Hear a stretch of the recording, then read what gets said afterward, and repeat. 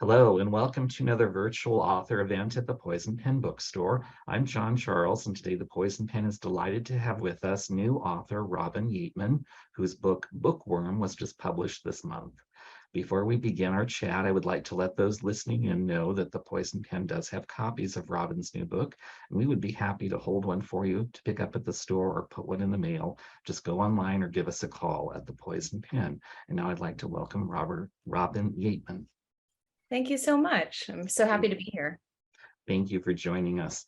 I really have to say right up front, Bookworm was one of the most inventive things I've ever read. It's not something you can classify or fit neatly into one slot. It's just kind of unique. Thank you. Yeah, that's true. Different readers seem to make of it different things. So I've heard people call it a dark comedy, satire, domestic thriller, psychological thriller, literary fiction. I've even had people call it noir or a rom-com. I wouldn't call it a rom-com myself. I know there's some rom in there and there's some com in there, but Yeah, it's a rom-com gone bad if it's a rom-com. yes. Yes, it came out on February 14th, and I like to call it my anti-Valentine's gift to the world. That's clever. I always like to start because I'm fascinated by how an author got to the point of publication, their background before. Who was Robin before you got published? If I understand things correctly, you were a very hungry bookworm since beginning to read at the age of 3. That's correct. Yes, reading has always been such a huge part of my life. And I think being a reader, I think all readers agree, it's a way of life. What would we do without it? This is an integral part of our lives. And I've always been a huge reader. And I've always been a writer as well. I wrote my first novel at the age of 12 on an electronic typewriter. Wow. Nobody will see that, but I've always loved writing. I had my undergraduate degree in English literature, and I took creative writing courses at university, and it's always just been a part of my life. Did you kind of reach a point where you decided, I know for a lot of aspiring writers, you have to make the calculation, can I earn a living at this, or do I need to do something different? Because if I understand correctly, you have some experience in radio broadcast and radio journalism. I do, yeah. So when I was in undergraduate university, I wrote for the university newspaper regularly, the UBC newspaper. And I determined that I was going to probably go into the media in some way, shape, or form. And my journey took me to radio. And so I didn't do a lot of writing during that time of my life, but I really learned about immediacy and communication. And there are things that you do have to write on the fly and perform on the fly. And so I think that was really informative and instructive for me. But it was a little different it's very different actually from what a writer's life. A writer's life is very solitary, and the experience is very private and solitary in the moment, whereas radio is so performative. It's a collaborative effort, yeah. Absolutely. So you decided you wanted to write a novel, and if I understand correctly, Bookworm started out as a short story. That's right. Yes. I just had this germ of an idea. And I wanted to explore it in the short form first. And as I was writing the short story, I kind of thought, wow, I think this might have a lot more legs. I think I could do a lot more with this. But my initial idea was, what if a woman could see a complete stranger and be convinced, even without making eye contact with that person, that is her person? And then it became more, I thought, well, it'd be more interesting if this woman was also married. It would be more interesting if she was unhappily married and imagining the violent end of her spouse. And so that it went off from there. How did the book get into publication from short story to the novel we have today? Well, it was a long journey. I'm sure most authors will attest that it sure goes slower than you'd think.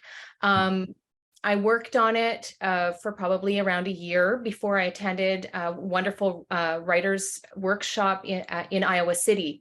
They have a summer writers festival, and I attended a week-long workshop where I shared pages and got some really valuable input from my instructor and also my peers in my class.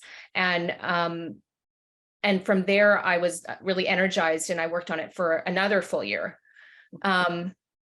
And then, of course, there was the search for what. Once I realized, okay, I've finished playing around with it. It's not getting any better. It's just kind of getting shuffled around. It's becoming different and not better. So I stopped and knew that it was time to send it to an agent. And I was super, super fortunate to find just the most marvelous agent I could ask for.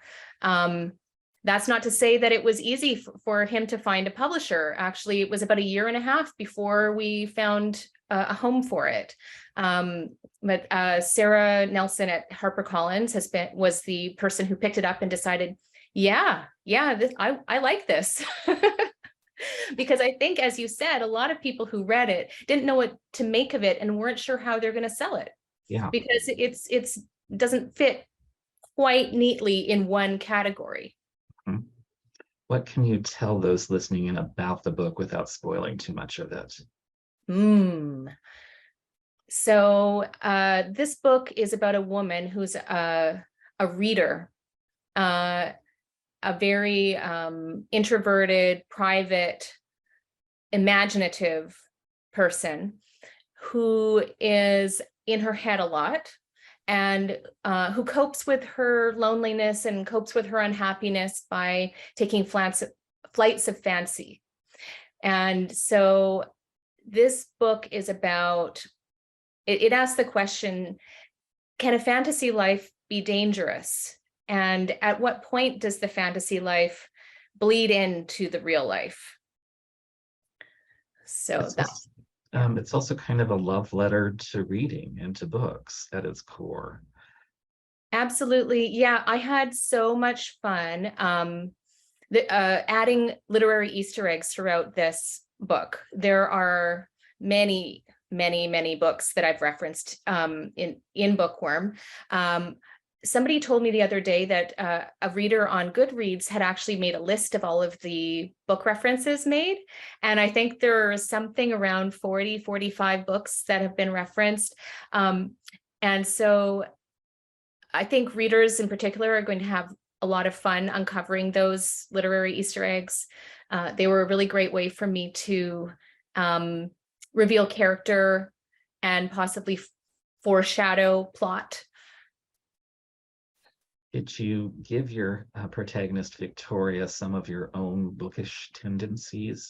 I'm thinking in particular when the book opens, when the novel opens, she's in a cafe reading a book that she absolutely can't stand. And I immediately knew which book you were talking about, and I completely agree with you on a different level. I can't understand why people love that book, but people do. But yet she won't let it go. Are you that kind of person that once you start reading something, even if you hate it, you can't? Yes, I feel this responsibility to the book. I feel like my opinion is not valid unless I've made it right to the very end. So a book that's 721 pages and I haven't enjoyed one of them, so I have a really hard time letting that go. I have to see it through, and then I cannot like it, and then I can say I don't like it. It's silly because I think that when people become mature readers, they realize, well, there's limited time and I want to read things that I enjoy. But I do struggle with not finishing a book, and Victoria's like that too. Yeah, you're not alone. There are readers out there that that's something they have to do. Does Victoria share your taste in literature too? I'm thinking of examples you give, like Anne of Green Gables and Patricia Highsmith. Are those personal favorites of yours in addition to kind of playing into the storyline? Yeah, I have to admit, yes. Especially the ones that you just mentioned. Ella Montgomery, who wrote the Anne of Green Gables series and many other books. She was one of the gateway writers for me as a child. I read compulsively. I still have all of my L.M. Montgomery books on a shelf somewhere. And Patricia Highsmith is like a muse for me. I adore her. I think that she's amazing, and she's continues to be relevant. People keep making film adaptations of her wonderful books, and they're fascinated with her personal life. Her style is just magnificent. I think it's a wonderful style to try to emulate. Not that I did that, but I really do love the way that one of her great gifts is that she endears her readers to really dislikable and dangerous characters. Yeah. I think you actually kind of really did her proud. You have the same kind of economical writing style. There's a lot there, but there's not a lot of words used. And you're right. At least my experience with Victoria was she's not someone you really want to have as a best friend or a neighbor or in your life, but yet you're oddly compelled to watch how her life unfolds. Oh, thank you. Yeah. Well, I think that she may not be particularly likable, and as you say, you wouldn't want to be married to her probably. But she is relatable. I think that many of us have similar thoughts, but we just don't voice them. And neither does she voice them. We're privy to her private life. We're privy to her inner life. And I think if most people were honest with themselves, they would say, yeah, I do that too. I look at someone, I make a snap judgment about someone. When I don't always voice my opinion, I might smile and nod on the outside, and I present one way on the outside, but I'm feeling pretty bitter, or I'm feeling pretty misunderstood on the inside. Some people who feel trapped in their circumstances have the similar types of dark fantasies about ways they could get out, ways they could change things for themselves. So. In addition to being a reader of books, Victoria is a reader of people. When she's out there, she's kind of making up stories about them. How did that come to you as an author that's a characteristic I want to give my protagonist? I think I wanted her to use that as another way of employing her fantasy life, and another way of not focusing on her own unhappiness. Mm-hmm. Yes. And it made sense for me as a person that, like Victoria, she's able to take these astral flights at night. Oh. That she would also be sort of tapped into this third eye, this kind of witchy third eye that sees other people's realities. And she's comforting herself, because usually when she sees a person and starts reading them and thinking in her head about what their lives are like, their lives aren't very good. And so I think it's a way for her to say, yeah, that person also is kind of unhappy in their life. I'm not the only one. That's an interesting thread that you're kind of pulling out, because I think some readers, when they come to this book, will think, why doesn't she just leave her marriage if she's so unhappy? But you present kind of a case as to why she's, in a sense, trapped. And I think one of the themes that you explore is how domestic relationships, we don't really know what's going on. The only people that do are the people involved in them. Absolutely. And I think most people would agree that most people who've been married or divorced would agree that it's actually not that easy just to leave a marriage. It's a very difficult thing, and it takes a lot of courage, and it can be very, very painful. So it's easier sometimes just to grin and bear it and hope that it gets better, or, just make your ways of escaping, which aren't always good and aren't always healthy or honest. That's true. And Victoria, and it's Ian, I believe, is her husband. Their marriage is, in a way, kind of destroys that romantic myth of opposites attracting, because they are total opposites. I mean, he's not a reader, she's a reader. Even the way you structured their life, she lives everything by his no clutter, sterile, white decor. Is that kind of to foreshadow or to point to what their marriage was really like? Yes, I think so. I wanted to show that it was um, in a box. It was very tightly controlled, and there's no color, there's no art, there's there's no room to soar and explore. Eric has to do, he has to have his badminton game on Monday, and then he does this on Tuesday, and then he meets his friends on. It's always the same. Every day is the same, and so the monotony it's a somewhat exaggerated version of the monotony of the relationship. And the man that Victoria fixates on is her fantasy lover. What made you think I'm going to make him a furniture maker or a wood person? Well, I guess in a way he's like the opposite of the husband. He works with his hands. She perceives that as being a very artistic and sensual thing, so that attracts her. He's creative. He works for himself. He's not working for the man. He's not waiting for someone to give him a promotion and position. And he's independent. I think that really attracts her.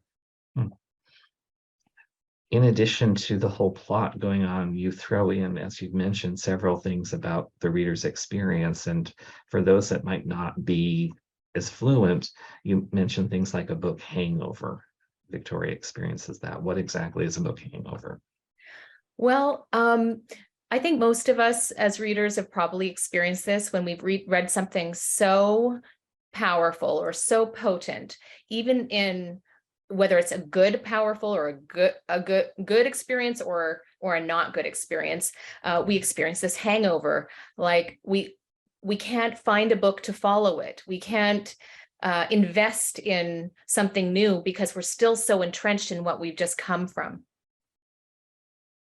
And you also talk about the physical experience of reading. Victoria is kind of stuck with digital because of her husband's wishes, but you go into kind of just the tactile sensory exploration of reading. Can you talk? Are you personally an e-reader, or you prefer the physical book? How does that play into your reading experience? I definitely prefer the physical book. I understand that people read in all different ways, and I have read digitally, and that's great. There are good things about reading digitally. But for me, I love to be able to hold the book in my hand, to be able to glance at the author photo or at the cover at any moment, to dog ear the pages, to really, really own the book and maybe make little notes in it. I love the smell of a book. I just think that they're wonderful. Now the book is published. As you look back over this journey, what do you wish you could tell yourself that you know now about publishing back when you started? What has surprised you about this process? Wow, that's a really, really good question. I think I would, okay, I would tell myself, don't look at reviews. Try not to worry about those things, because it's really impossible to meet everyone's expectations, and there are lots of wonderful readers out there who will connect to it, and there are people that might not. So I think that that would probably be what I'd tell myself, to avoid a little bit of a little bit of a upset when I see that maybe people's expectations haven't been met. It's really, I think it's challenging for writers, because a lot of times readers may pick up a book and they may not be in the right frame of mind for it at that point in time. And that's going to influence how they read it. And it's fine. Not every book is for every reader. That's certainly true. But it's when you invest that much of your literary and artistic effort into something, you kind of hope that people are giving it a fair shot. That's very well said. and it's so true that the timing is everything, and not every book is for every person. Um, and maybe some people expect one thing and they get something completely, maybe, you know, Bookworm is pretty subversive, and it can maybe poke at things. So it's possible that some people just aren't comfortable with that. But I think I've found a lot of people who've responded to it and have been had lots of fun with it. So I'm just learning to let it go out there. It belongs to the reader. It doesn't belong to me anymore. I really respect everybody's individual experience with the book. And so that's been a great lesson for me.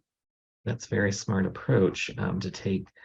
In addition to writing a book, now authors, at least most authors, are expected to promote their books.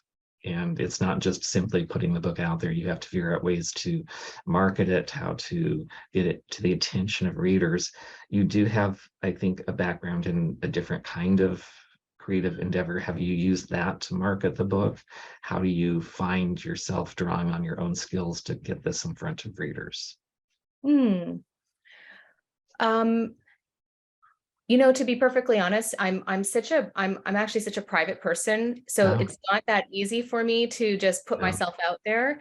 And you know, I haven't even, up until the book's publication, which was on the 14th of February, I hadn't shared my book with my family or my friends. Wow. I was so, So they didn't know until publication date that you had a book coming? well, they knew it was coming, but I was too, I just told them to wait till it came out before to read Oh, it. And okay. so to promote it and to sell it is a little out of my comfort zone, but I'm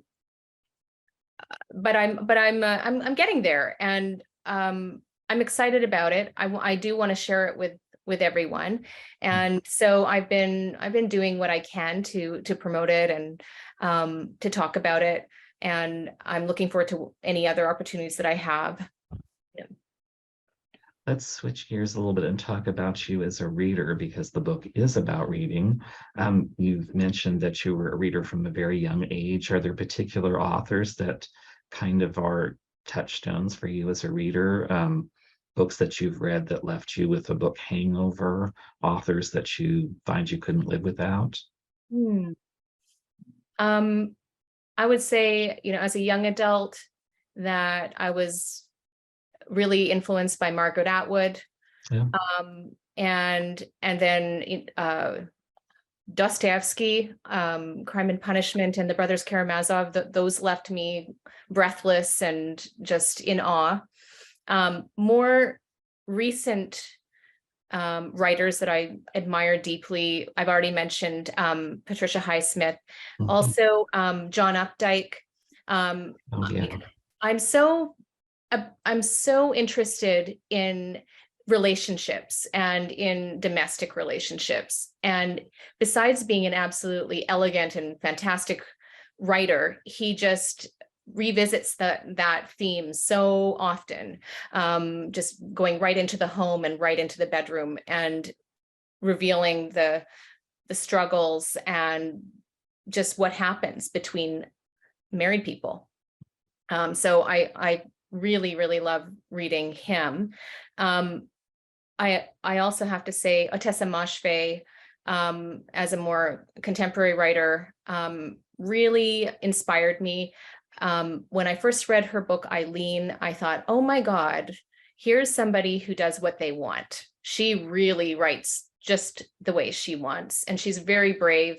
And I admire that. So I don't want to write a book like her necessarily, but I want to write like her in that I want to be a brave writer like she is. That's interesting. And Bookworm is definitely a very distinctive. It's something that won't be to every reader's taste, but you're taking a gamble with it.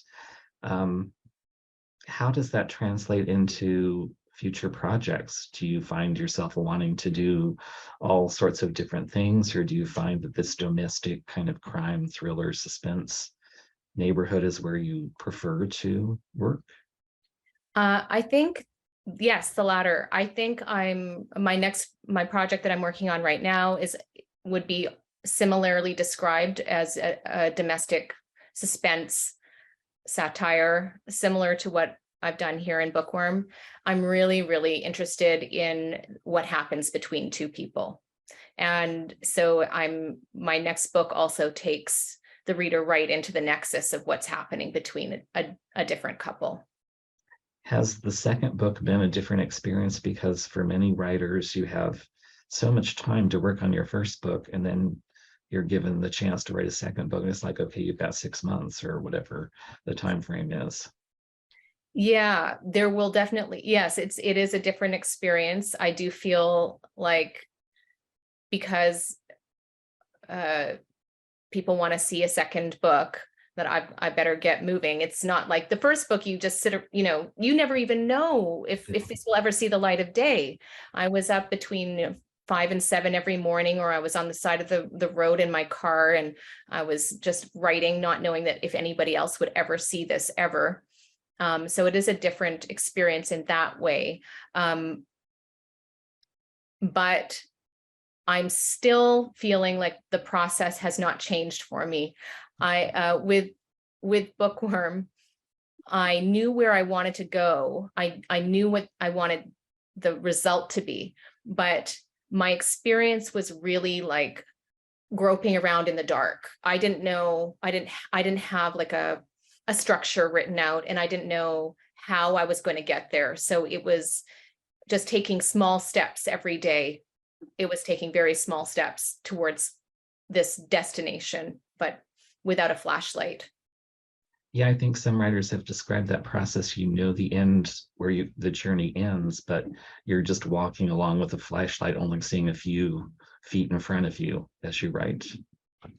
Yeah, that's how it feels. And sometimes I don't feel like I have even a flashlight. I feel like I'm just, I don't know if I'm going to fall down a cliff. I don't know if I'm going to bump into a wall. I have no idea. What's the best piece of advice you've ever received about writing in your experience?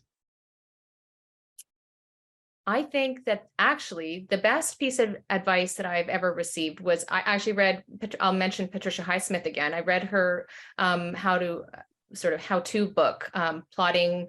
I think it's called Oh, it was Plotting. for the Mystery Writers of America or something like that. Is that Yeah, the it was a plotting and writing suspense fiction. It's called. Mhm. It's a delightful book. Even if you're not a writer, she's got so much personality and fun in and she's very irreverent, and she shares a lot about the mistakes that she's made as well as her successes. But what she said that really stuck with me is that when you write something, you should write to please yourself first. You and only you. You should be pleasing yourself first. So there's a lot of noise out there. There's a lot of thoughts about, it's tough to be published. It's really, really tough. I actually feel like I've won the lottery. I feel very, very, very lucky. There's a lot of wonderful writers out there that don't get published. So there's a lot of pressure to write something that you think would maybe please a lot of people. But I really feel that you need to please yourself first. And when you're pleasing yourself and writing the book that you want to read, then you're on the right track. That's very smart. Do you have ways of readers finding out more about you? A website? Are you on social media? I do have a website, robinyeatman.com. I have a website. I'm on Instagram, Robin Yeatman 27. I'm also on Twitter at Robin Yeatman. Yes, those are my places to find me. That's great. I do have one question. I think I read somewhere that if you could do something over again, would you include lyrics from a John Lennon song in the book? Yeah, no, I wouldn't. That was a really rookie mistake. I had a scene where there were at least 6 to 8 lines from this wonderful John Lennon song, and I didn't have any clue about how that works in the real world. You have to ask for permission when you include almost any amount of lyrics, and I would not recommend that to writers to do that, because the cost and the time that takes just probably isn't worth it. Even though his lyrics are just very special and wonderful. But yeah, I ended up having to learn a little bit about the legalities of that and having to make some sacrifices or compromises where that was concerned. I wish I could have used all of his wonderful lyrics, but couldn't. It's amazing for something that's so short and so like lyrics, they're very protective. It's really, yeah. Yes, I learned that you can really only use probably around maybe 2 lines, and they have to be embedded in the text. They can't be on their own line. They can't be showcased. And it has to be a limited amount of words. And so we worked with what we were allowed to do. Well, I'm glad it resolved itself happily. I can't believe that our time has flown by so quickly. Is there anything else you'd like to share with readers before we have to go? Oh my gosh. Well, I'm just so happy that Bookworm is out there. I hope it reaches book lovers, and I hope it speaks to people who have experienced complexities in their relationships. And I hope it makes you laugh too. I think you'll find all those elements in the story. I want to thank Robin Yeatman for joining the Poison Pen for a recorded author chat today. Her new book is Bookworm. It truly is ingenious in many ways. It will definitely leave you thinking about how you view the world and people. And I want to thank everyone for tuning in to another recorded author chat at the Poison Pen Bookstore.